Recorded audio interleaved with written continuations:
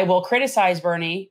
Apparently, there is a very good article that he just did with John Nichols, also a friend of the show, who is also another actual journalist. Well, look, I'm glad to be here, Jen. Hi, nice Bern. to see you. That's a good vest you're wearing right there. Thank you. But I thought it would be very important that I write a very important article regarding anti-union capitalism is wrecking America. There's no question that it is. If we do not have a stable labor movement in the United States, we will cease to exist as the greatest nation on earth. You would agree? Yes, capitalism is wrecking America. I actually broaden that. I actually think it's imploding the planet, but you continue. Well, I'm going to read a few pieces from my wonderful article that I did with John Nichols, who I know is a friend. He's been on the show. Yeah. Eugene Victor Debs, the railroad workers union leader, who was the Socialist Party's great organizer and presidential candidate in the first decades of the 20th century, has been my hero since I was a young man.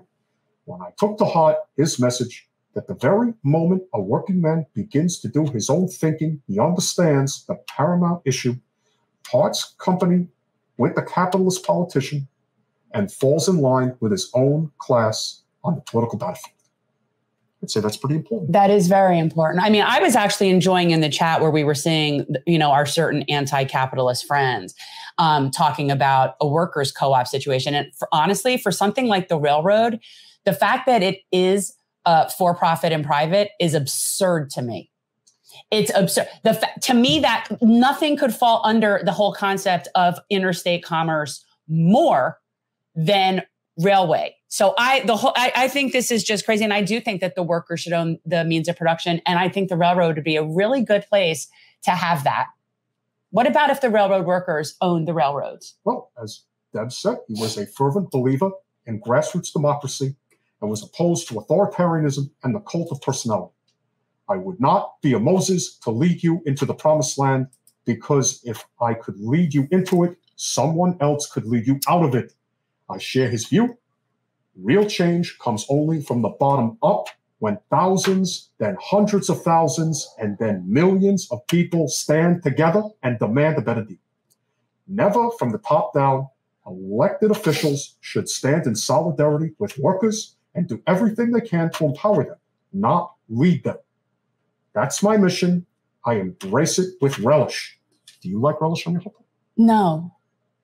Well, it's not for everybody. It is not. Understood. I'm a purist.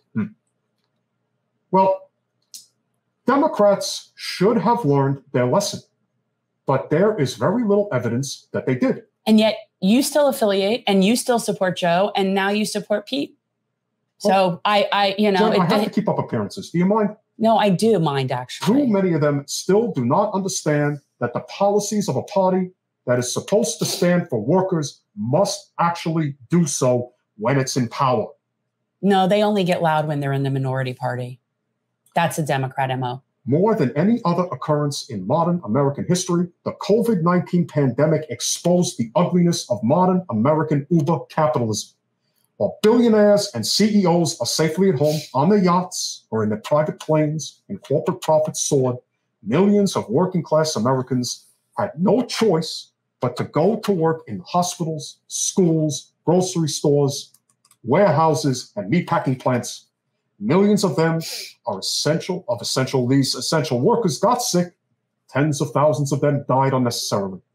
We were reminded that, like the kings and queens of past eras, the very rich know nothing about how most people live, could not care less about real people, and firmly believe they have a divine right to rule. What do you think? You're pontificating. I can tell you as a United States Senator that the issue of inequality rarely, if ever, gets sufficient attention on the floors of Congress. While we are very good at renaming post offices and acknowledging Super Bowl winners, we don't often get around to discussing the reality that after adjusting for inflation, the average worker in America is making roughly $43 a week less today than she made 50 years ago. Think about that. Think about the huge increases in worker productivity that we have seen in the past 5 decades. Think about the fact that in 1981, When I became the mayor of Burlington, Vermont, the largest city in my state, we didn't have one computer in City Hall. We didn't have cell phones. We didn't have email. We didn't have printers. The same reality existed for all intents and purposes in every workplace in America.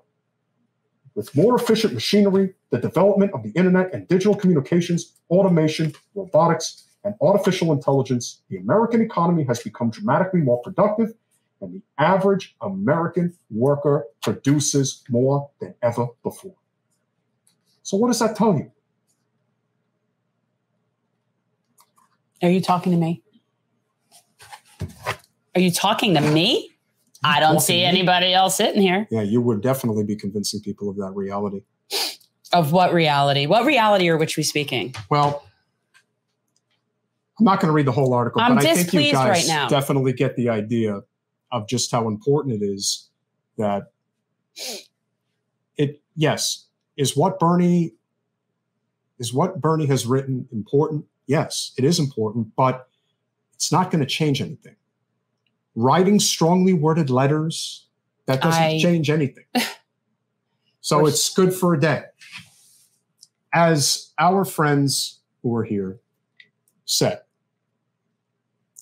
you have to be willing to take on the machine head on and be willing to potentially lose your job.